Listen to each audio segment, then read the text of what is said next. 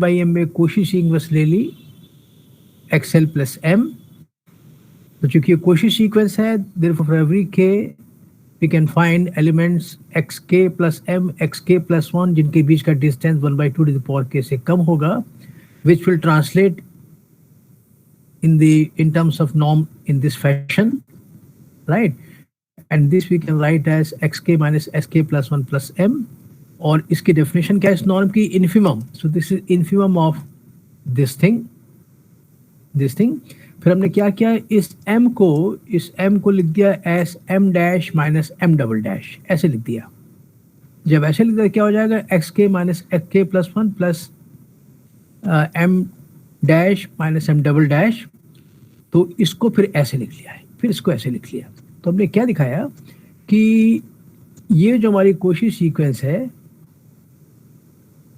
Sequence ऐसी मिल जाएगी कि हर k के लिए we'll get norm of xk plus m dash minus sk plus m double dash is less than equal to 1/2 to the power k. अब यहाँ पर हम क्या करेंगे कि इसको कुछ और नाम दे देते हैं छोटा सा, इसको बोल देते हैं yk, उसको लिख देते हैं. So let yk be equal to xk plus m dash and yk plus 1 be equal to xk plus 1 plus m double dash. Then yk belongs to xk plus m, yk plus m belongs to xk plus 1 plus m. और ये मत भूलिए कि xk और xk plus 1 n के elements हैं, और m dash और m डबल डैश m के एलिमेंट्स हैं. m जो है n का सब स्पेस है, इसलिए ये एलिमेंट कैपिटल n को भी बिलोंग करेगा, ये बिलोंग करेगा. सो yk और yk प्लस 1 ये n को भी बिलोंग करते हैं, इसको बिलोंग करते हैं, राइट, इसको बिलोंग करते हैं. So this will translate to इसकी जगह पे xk हो गया, इसकी जगह पर xk प्लस 1 हो गया. This is less then 1/2 to the power k for every k. For every k, this thing is going to happen. Now, consider the sequence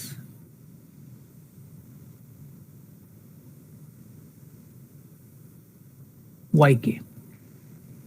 ये n में है, right? So this is sequence in n.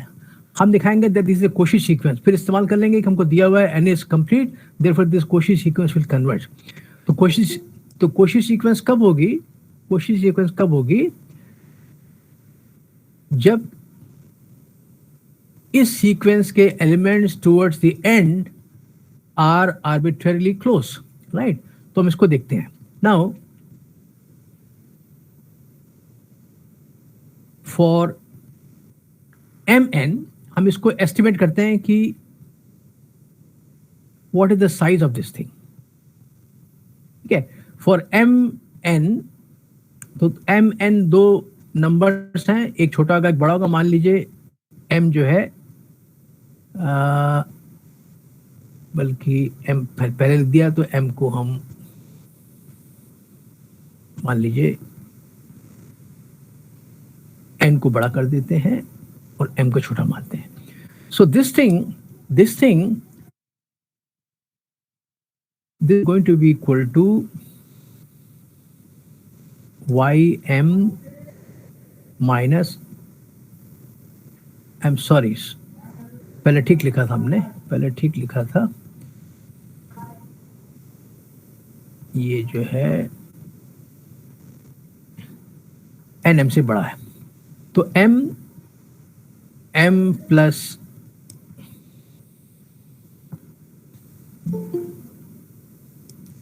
1 कर दीजिए, फिर इसको एक साथ कर दीजिए और फिर plus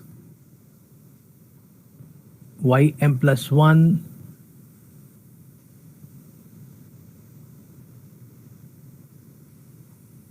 and then minus Y M plus 2, और ऐसे ही आप बढ़ते जाइए। क्योंकि m n से छोटा है तो एक स्टेज पर बढ़ाते बढ़ाते m प्लस 1 m प्लस 2 हम n के पास पहुंच जाएंगे। तो कहाँ पहुंचेंगे? Will reach minus Y N. तो यहाँ क्या हो जाएगा? n माइनस 1, ये मिल जाएगा आपको। you'll get this and you'll get this। और आपको मालूम है कि norm of x plus Y is less than equal to norm of x plus norm of y. So from there, this is going to be less than equal to ym minus ym plus 1 plus ym plus 1 minus ym plus 2 वगैरह वगैरह, and it will end up with minus this thing. And now use the fact this thing, right? So this is going to be less than, this is going to be less than 1 upon 2 to the power m plus 1 upon 2 to the power m plus 1 plus 1 upon 2 to the power n minus 1. And you can see the geometric series with common multiple 1/2। कितने इसमें terms हैं? गिन लीजिए। इसमें m minus n terms है, right? ये n m से बड़ा है, तो इसके अंदर n माइनस m टर्म्स है। It has n minus m। तो इसको आप जब ज्योमेट्रिक सीरीज को सम कीजिएगा तो you can verify this will turn out to be equal to 1 upon 2 to the power m minus 1, right? तो कहने का अर्थ हो जाएगा कि this thing ym minus yn is going to be less than this thing। तो जैसे mn का साइज बढ़ेगा, इसका साइज घट जाएगा, इसका साइज घट जाएगा। so they are going to be arbitrarily close। so therefore this is a Cauchy sequence in n, और हमको दिया हुआ है कि ये कंप्लीट है। तो देयरफॉर एवरी Cauchy सीक्वेंस चूंकि कंप्लीट स्पेस में कन्वर्ज करती है, this will converge to some element in n। This will converge to some element in n, ठीक है? तो इसका आप स्क्रीनशॉट लीजिए, फिर आगे बढ़ते हैं।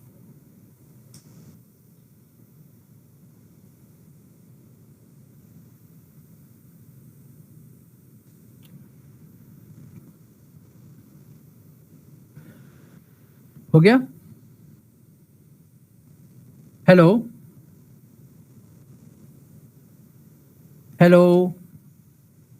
सर। हाँ बोलिए। इसका स्क्रीनशॉट ले लिया? Hello yes sir. ओके। सो ये इसको कन्वर्ज कर गया, नाउ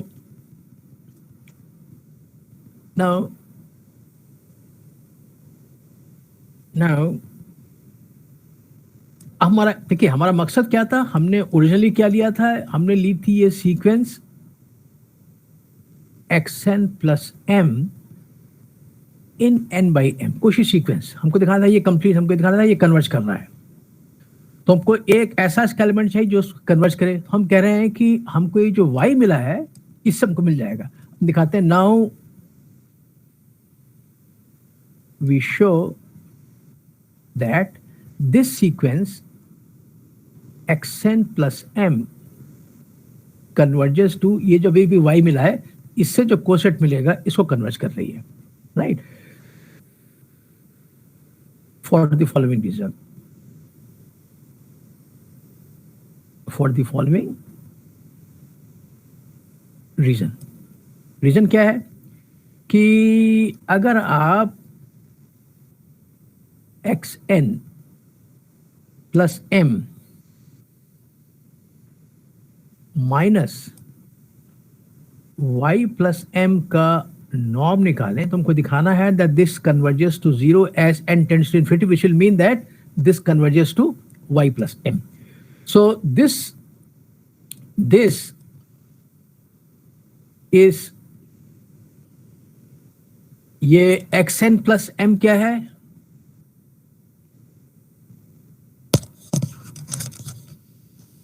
देखिए यहां से लिखिए, ये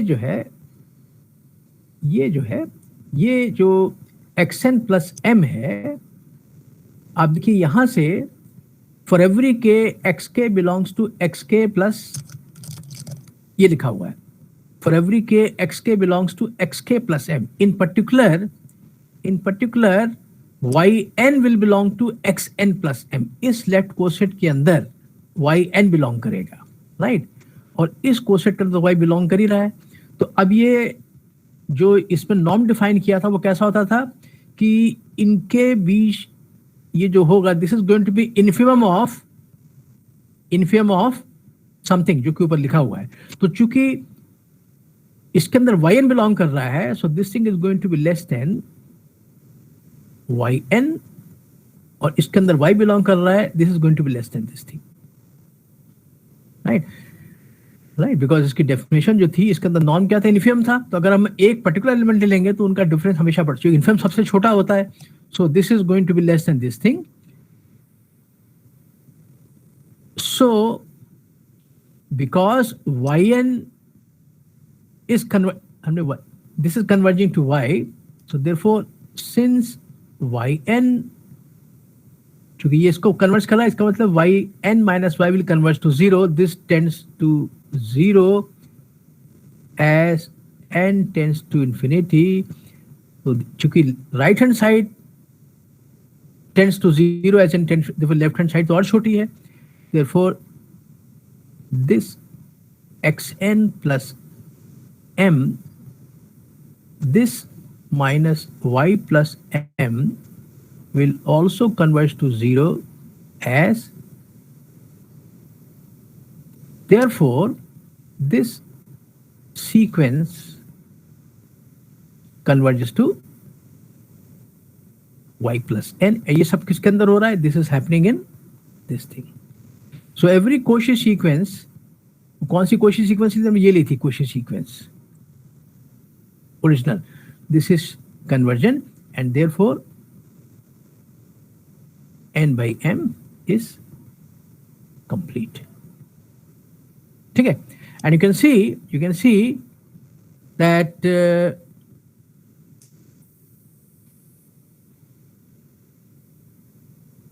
the conclusion that n is complete implies n by m is complete can also be restated as, therefore n is a Banach space implies n by m is also a Banach. उसी का एक दूसरा रूप है. Because Banach space होता क्या है? Nominal space which is complete. तो अगर ये Banach स्पेस तो कंप्लीट है, अगर ये कंप्लीट है, ये कंप्लीट है. नॉमिनल स्पेस दोनों है ऑलरेडी.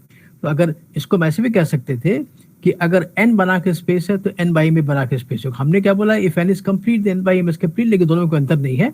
तो कई जगह आपको लिखा होगा कि if n is a Banach space then n by m is a Banach space. दोनों में कोई अंतर नहीं है, right? So this completes the proof of the result which we started yesterday. इसका स्क्रीनशॉट लीजिए, then I will start a next new page.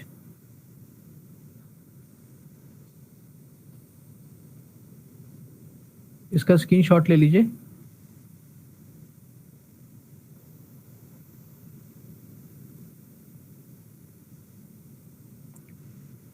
अच्छा ये सर हो गया. हाँ जी, हो गया. Okay. Then start a new page. Okay.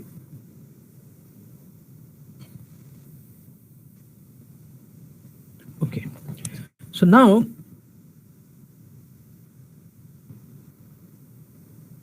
let n dash be non-linear space, right? So theorem.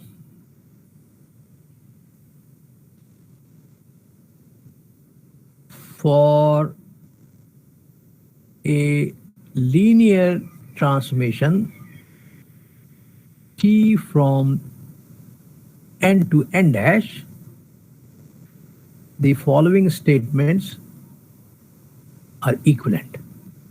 पहला, T is continuous. किस सेंस में?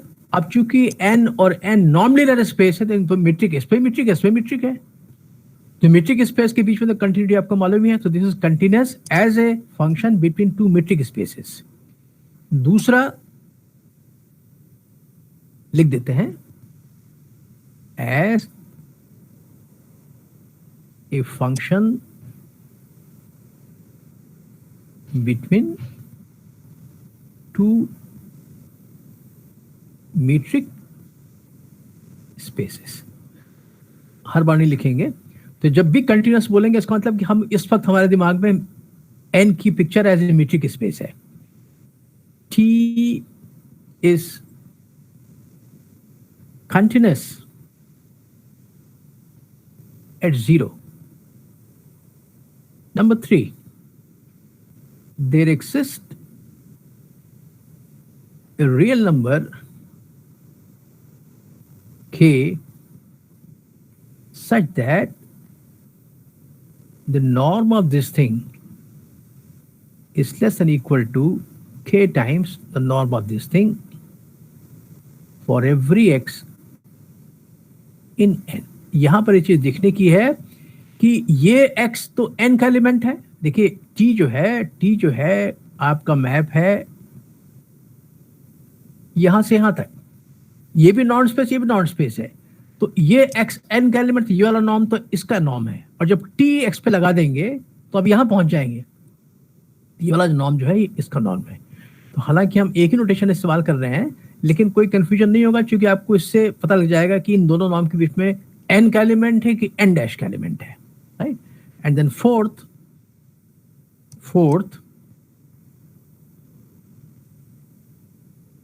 ts is bounded where s का मतलब है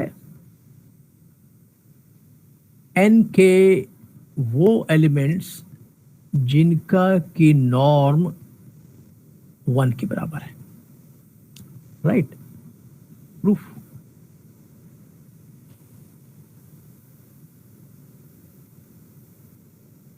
ये तो ट्रिवियल, क्योंकि अगर कोई फंक्शन कंटिन्यूअस है that is continuous at each point, इसमें कोई दिक्कत है नहीं. हम क्या करेंगे, दिखा देंगे 1 और 2 इक्विवेलेंट दिखा देंगे, 2 और 3 इक्विवेलेंट दिखा देंगे, 3 और 4 इक्विवेलेंट है. क्योंकि हर का इस्तेमाल करेंगे अलग अलग जगह पे, ये ट्रिवियल हो गया. 2 implies 1,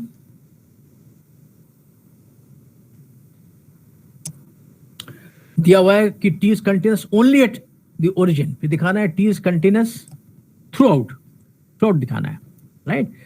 तो इसको हम ऐसे दिखाएंगे कि तो आपको याद होगा, इसको पहले भी हम आपको याद दिला चुके हैं, between metric spaces a function is continuous if and only if it maps convergent sequence to convergent sequences. So I will take a convergent sequence here और दिखा देंगे कि इसको जब t से मैप करेंगे then we'll get a convergent sequence. So let xn be a sequence in n which is convergent. तो हम क्या दिखाना चाहते हैं, t txn converges to tx, right? और दिया क्या हुआ है? t is continuous at 0. continuous at 0 का मतलब क्या हो जाएगा? This is same thing as saying that अगर कोई सीक्वेंस 0 पे कन्वर्ज कर रही है then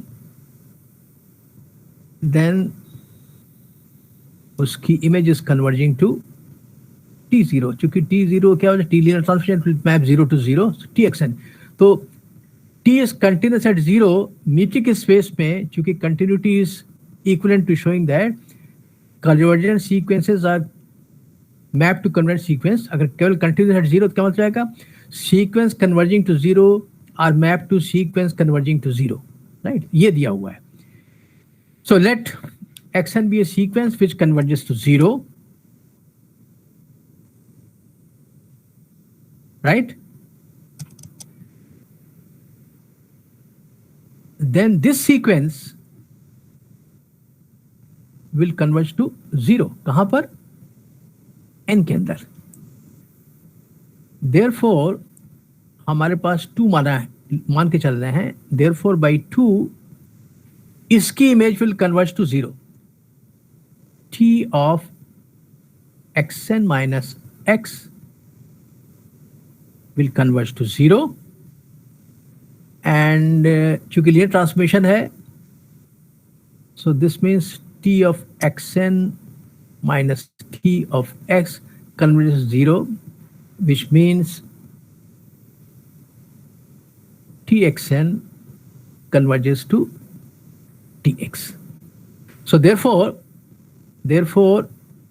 t is continuous because we have shown that if xn converges to x, then txn converges to tx, right? So 1 is equivalent to 2, ये हमने दिखा दिया. ठीक है, अब हम दिखाते हैं 2 is equivalent to 3. So 2 implies 3. 2 implies 3, right? तो क्या दिया हुआ है? t is continuous at 0. दिखाना क्या है कि अब यहाँ तो चाहे इसका इस्तेमाल करें चाहे इसका इस्तेमाल, because both of them have shown to be equivalent. So we have to produce a real number k with this property, right? So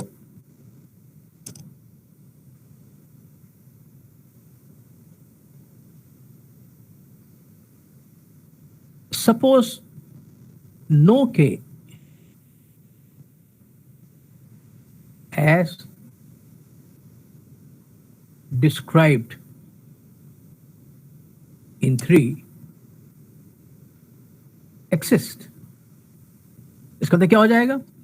कोई ऐसा k नहीं मिल रहा. मान लीजिए क्या हो जाएगा इसका मतलब कि हम कोई भी रियल नंबर पॉजिटिव ले लें, then for every n there exist some element xn such that t of xn will be strictly greater than n, I'm sorry, इसका norm will be strictly greater than n times norm of xn. फिर से repeat कर दें, अगर ऐसा कोई भी number के एक्सेस नहीं कर रहा है, इसका मतलब कोई भी k लीजिएगा, इन particular I am taking n, ये किसी भी x के लिए है ना, किसी भी k के लिए, तो I have liberty to take n to be equal to 1 2 3. तो अगर हम n लेंगे तो हमको एक कम से कम x ऐसा मिल जाएगा कि norm of that t of that x is strictly greater than n times norm of that element. वही चीज यहाँ लिखी हुई है, राइट? तो ये n इज इक्वल टू 1 के लिए मिलेगा, मान लीजिए x1 मिल जाएगा, n इज इक्वल टू 2 के लिए मिलेगा, मान लीजिए x2 मिल जाएगा, करते करते आप सबके लिए मिल जाएगा आपको. You will get something like this thing, right? So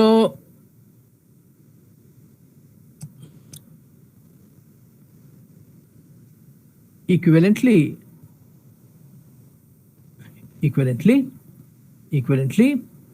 you will get t of xn by, इससे डिवाइड कर दीजिए, n this thing is greater than 1. एक ही बातों को इससे डिवाइड कर दिया आपने, you will get this thing, right? That is T of xn by n norm of xn is greater than 1. Now what you do, you put yn to be equal to xn by n times norm of xn, right? तो अब ये चीज clearly, I hope it is clear to you. Clearly, if I take clearly this yn tends to 0. क्यों? जब आप इसका norm लीजिएगा, जब नॉर्म लीजिएगा तो क्या हो जाएगा, ऊपर हो जाएगा, ऊपर norm xn by norm xn cut के 1 हो जाएगा, क्या बचेगा, केवल 1 बाई n बचेगा. n तो पॉजिटिव है, बाहर आ जाएगा, mod of n is equal to plus n, तो 1 by n definitely tends to 0. जैसे n बढ़ता जाएगा 1 बाई n का साइज छोटा होता जाएगा. So there is no doubt in agreeing that this yn, this sequence yn converges to 0, right? और किसके अंदर हो रहा है? This is happening in n.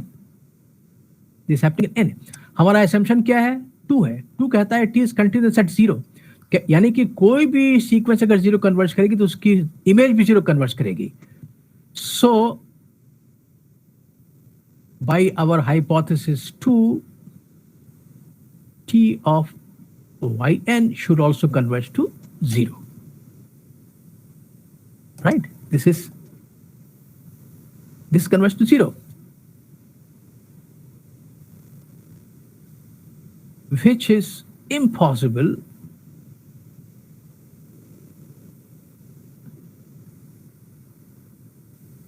in view of star. Star क्या है हमारा? स्टार ये है, ये हमारा स्टार है, ये हमारा स्टार है. ये कहता है भाई यही तो yn है हमारा, यही yn है, ये हमारा yn है. ये कहता है कि हर n के लिए norm of t yn is strictly greater than 1. जब हर टर्म इसका स्ट्रिक्टली ग्रेटर देन 1 है तो कैसे 0 कन्वर्ज करेगा? असंभव. Because each term is strictly greater than 1, this cannot converge to 0. See, this is impossible, right? So why did we arrive at this impossible situation? Because हमने मान लिया कि no such k exists. Therefore, such a k must exist. Therefore, there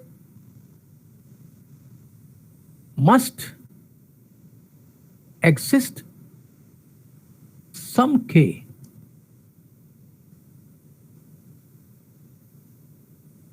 satisfying 3. Sorry, not 3, हमने ऐसे लिखा हुआ है. I'm sorry.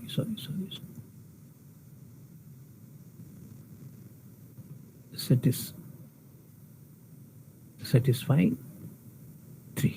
ठीक है, क्योंकि अगर मानते ऐसा कोई k नहीं सकता, then we'll get at some impossible situation. So there exists a k. So 2 implies 3 is proved. इसका स्क्रीनशॉट लीजिए.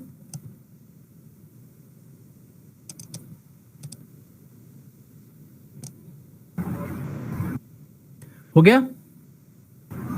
Yes, sir. Okay. So 2 implies 3 is done. Now let us see why 3 implies 2. 3 implies 2. Why 3 implies 2? तो हम मान के चल रहे हैं कि there exists some k with this property. दिखाना है t is continuous at 0. क्या दिखा?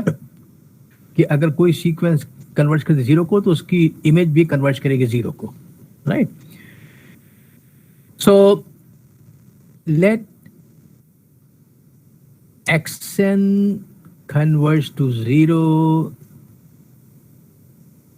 within n, right?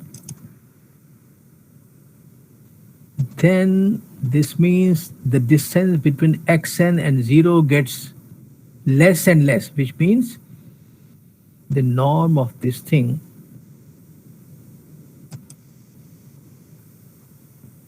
तो 0, राइट। और मान के क्या चल रहे हैं हम? 3 मान के चल रहे हैं। देन यू विल सी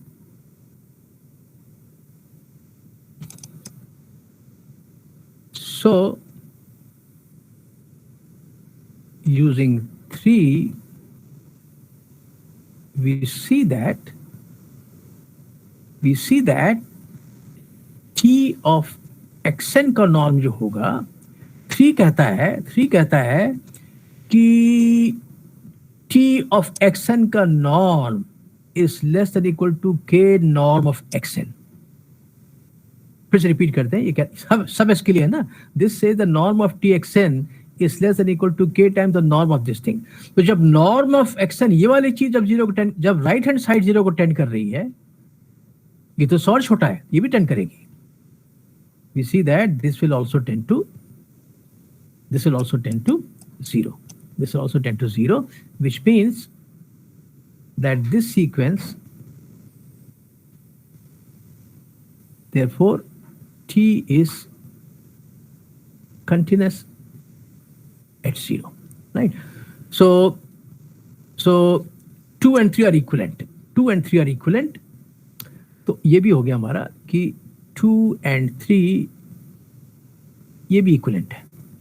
अब हमको दिखाना है 3 and 4 में क्या रिलेशन है। We shall show they're also equivalent, right. So 3 और 4 दिखना चाहिए क्या है लिखा हुआ। Okay, so now we show that 3 is equivalent to 4, ठीक है।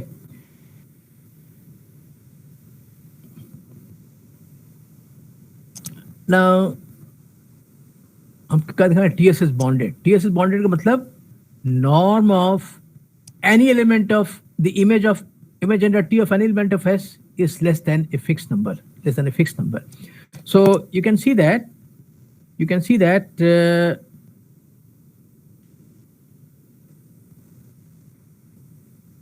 note that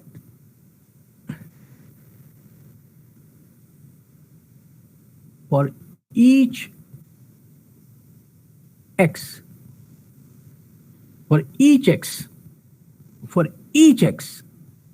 norm of Tx is less than equal to, हम मान के चल रहे हैं 3 कहता है कि हर x के लिए norm of Tx is less than equal to k times norm. इसमें चला गया तो इसकी ये बराबर 1 के हो जाएगा, so this will look like norm of Tx is less than equal to k। So this what I can write, यहां लिख दे जिससे कि आप भूल ना जाए, बिकॉज इस केस में norm of x is equal to 1. So this follows from this thing. तो क्या कहता है कि हम s का कोई भी एलिमेंट ले लें तो उसकी इमेज का norm is less than this thing, therefore TS is bonded। ये हो गया आपका। अब दिखाना रह जाता है हमारा 4 implies 3। हमको थोड़ा जरूरत पड़ेगी आगे की। इसका आप स्क्रीनशॉट ले लीजिए। आपने कहां से लेना शुरू किया था? ये ले चुके थे कि नहीं? इसका स्क्रीनशॉट लीजिए। ले चुके थे शायद इसको आप। Hello, yes sir. इसका ले चुके थे? इसका स्क्रीनशॉट लीजिए। इतने में हम कर लेंगे। इसका स्क्रीनशॉट ले लीजिए। 2-3 लाइन रह गई होंगी, बाकी आप ले चुके थे। हो गया सर, है ना? तो 3 implies 4 हो गया। अब दिखाना है 4 implies 3। 4 क्या था? 4 कहता था कि TS इज बॉन्डेड। हमको दिखाना है कि then there exist some K with, यहां पर आप देखिए,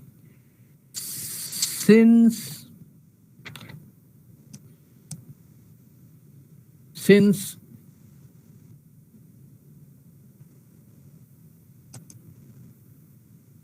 TS is a bounded subset in, क्योंकि ये तो सब एन डैश के अंदर जाएगा। जब ये बॉन्डेड हो गया, जब बॉन्डेड हो गया इसका मतलब देयरफॉर अगर बॉन्डेड हो गया, देखिए आप इमेजिन कीजिए समझने के लिए, जैसे मान लीजिए R2 है या R3 है। अगर R2 में प्लेन में कोई सबसेट बॉन्डेड है, अगर कोई सबसेट बॉन्डेड है, राइट, कहीं भी लोकेटेड हो पूरे प्लेन में, जैसे मान लीजिए हम थोड़ी जगह इस्तेमाल कर ही लेते हैं, चलिए मान लीजिए जैसे ये है, कोई सेट है, मान लीजिए बॉन्डेड है, तो इसका मतलब कि इनके एलिमेंट्स की दूरी जो है मैक्सिमम वो फाइनाइट है उससे, है ना। तो हम क्या करेंगे, I can always find a big enough disc जिसके अंदर पूरा कंटेंट हो, डिस्क का सेंटर यहां पर हो, राइट। तो वही चीज यहां पर, चूंकि बॉन्डेड है, तो what I can do, I can always find, remember n dash is a metric space, so we can talk about balls, we can talk about spheres. So because TS is bonded here, I can always find a big sized ball within n dash with center at 0 at the origin of this thing, जिसके अंदर पूरा का पूरा TS contained हो। क्यों? Because TS is bonded. So CS is bonded. There exists a big enough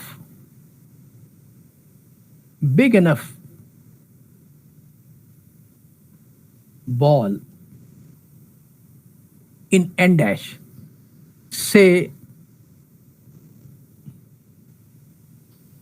of diameter, कुछ मान लीजिए डायमीटर मान लीजिए 2K है, which contains TS। ये क्यों? Because TS is bonded।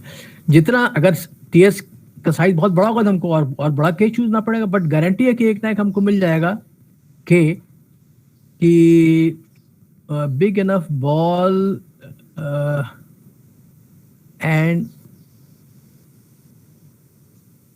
Centre at 0 which contains this thing। ये आपका ओरिजिन था इसका, which contains this thing। Okay, now हमें दिखाना क्या है? हमें दिखाना था नंबर 3 क्या था कि हमको एक K मिल जाएगा विद दिस प्रॉपर्टी। इसको याद रखिएगा, ऐसा हमको चाहिए। तो अब देखिए, अगर x बराबर 0 के हो गया, x बराबर 0 के हो गया तब तो कुछ करना ही नहीं है, राइट। अगर x बराबर 0 के हो गया तब तो norm of 0 is equal to 0, तो ये भी आपका 0 हो जाएगा। So if okay, if x is 0, then obviously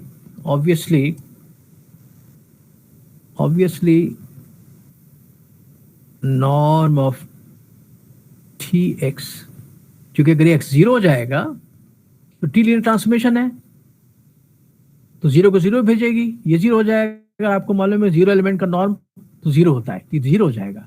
And 0 is always less than equal to anything positive, anything non-negative. So this is always less than this thing. And if x is not equal to 0, then this element x by norm of this thing, इस पूरे का norm क्या हो जाएगा? इस पूरे का norm हो जाएगा norm of x by norm of x which is equal to 1। और जिन एलिमेंट्स का नॉर्म 1 है वही s के एलिमेंट्स हैं। This is going to belong to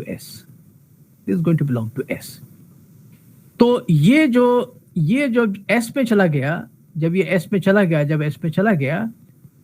चला गया तो हम ये मान कर चल रहे हैं कि ts इज बॉन्डेड, यानी t ऑफ दिस थिंग जो भी एलिमेंट आएगा वो यहाँ कहीं पे, जो कि इस बड़े वाले ओपन बॉल में कंटेंट है, राइट। कहीं भी होगा तो उसकी दूरी जो है ओरिजिन से कितनी हो जाएगी?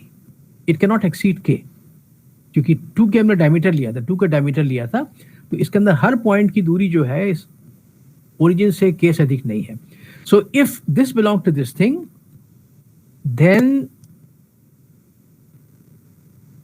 then t of x by,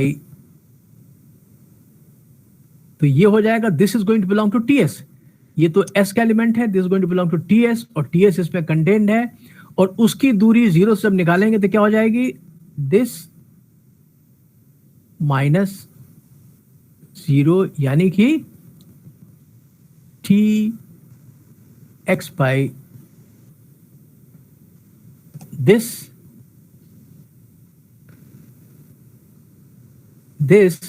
क्योंकि इसका रेडियस k है, so this is going to be less than or equal to k. That is t of x is less than k times this thing for every x.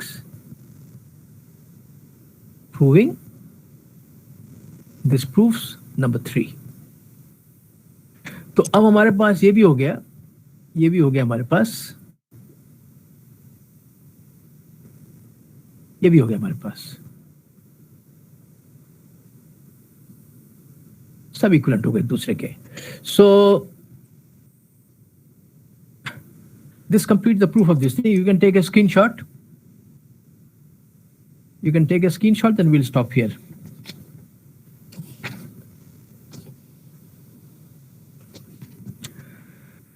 Hello sir. हाँ बोलिए. Hello. Thank you sir. अच्छा, तो हम कल class लेंगे आपका वही 11 से 12 फिर, अदरवाइज हमारा कोर्स खत्म नहीं होगा. और यू सजेस्ट सम टाइम ना, तो सर एक्चुअली असाइनमेंट्स लगे हुए पर हैं. नो असाइनमेंट करनी है. क्या चीज 3 असाइनमेंट करने हैं. हेलो. हाँ, क्या बोल रही हैं आप, क्या बोल रही हैं? असाइनमेंट तो ठीक है, हाँ असाइनमेंट का तो टाइम फिक्स्ड होगा. कितना टाइम है असाइनमेंट के लिए? सर एक तो परसों ही सबमिट करना है 26 को, परसों 26 को सबमिट करना है. असाइन